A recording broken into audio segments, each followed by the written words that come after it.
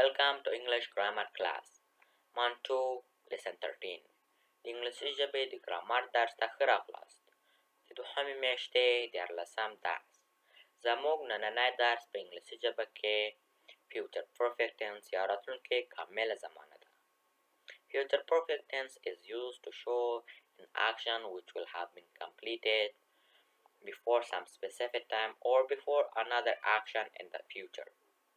راتلونکې کامله زمانه د هغه عمل د بیانولو لپاره استعمالیږي کوم عمل چې په راتلونکي به تکمیل شوی یعنی بشپړ شوی به وي. اوس سټراکچر یا د جملو جوړولو فرموله یې که چېرته یوه جمله وي د راتلونکې کامله زمانه کې که موږ غواړو هغه انګلیسي ژبې ته واړوو نو موږ د فیوچر پرفیکټ ټینس له سټراکچر نه کار اخلو او کوشش کوئ له سټراکچر نه تاسو په جمله کې څه پاتې نه سي یا یې غلط ونه لیکئ. که درنه پاتې سول یا یې غلطه مو لیکه نو تاسو جمله به سم غلطه وي یعنې سمه صحیح معنا به نه ورکوي. اوس اول پازیټیو یا د مثبتو جملو سټراکچر یې subject plus will slash shall plus have plus V3 plus object. د V3 مطلب دا د ورب دریم حالت. هر ورب ستا درې حالته لري لکه مثلا have اول حالت سو had دویم حالت سو او دریم حالت هم had ده. مثلا go اول حالت went دوم حالت gone د دریم حالت سو.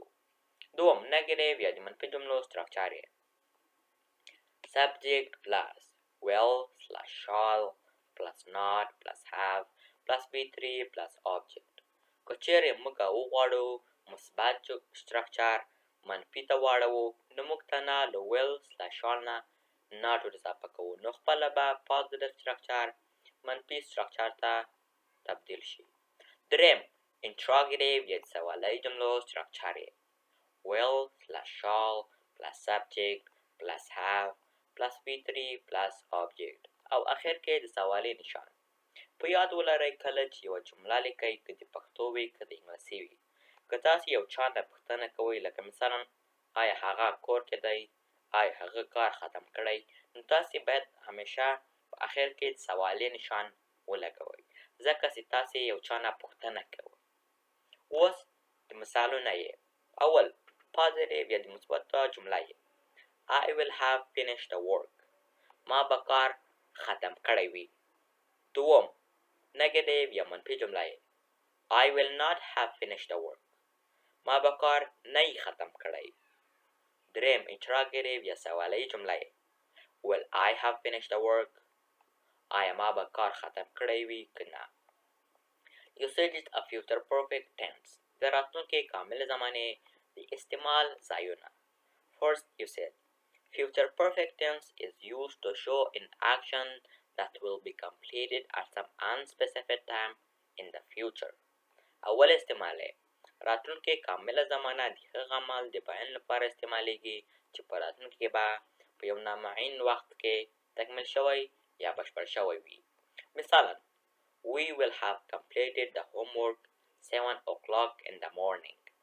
موږ به خپل کار په 7 بجو په کورنۍ وظیفه به په 7 بجو ختم کړي یا په 7 بجو به هم بشپړ کړي وي. Ahmad will have started the work by next April. احمد به راتلونکي اپریل کې کار شروع کړی وي. Second usage Future perfect tense is used to show an action which will have been completed before some specific time or before another action in the future. دوم استعمال راتلونکې کامله زمانه د هغه عمل د بیانولو لپاره استعمالیږي چې په راتلونکي کې به له یو معین وخت څخه مخکې او یا له بل عمل څخه مخکې تکمیل شوی یا بشپړ شوی. مثلا They will have eaten food before we arrive home. زموږ له رسېدو څخه مخکې دوی به ډوډۍ خوړلې وي. دوم مثال I will have prepared everything when you arrive home. تر څو چې تاسې کور ته راځئ یا بیرته کور ته راځئ ما به ټول شیان چمتو کړي یا اماده کړي وي. ډېره مننه دا و د نن ورځې درس د دوهمې میاشتې 14 درس ته منتظر اوسئ. Please wait for the 14th lesson of the second month. دا ویډیو له ملګرو سره مو هم شریکه کړئ. Please share this video with your friends too. Thank you for watching. د کتلو نه مو مننه.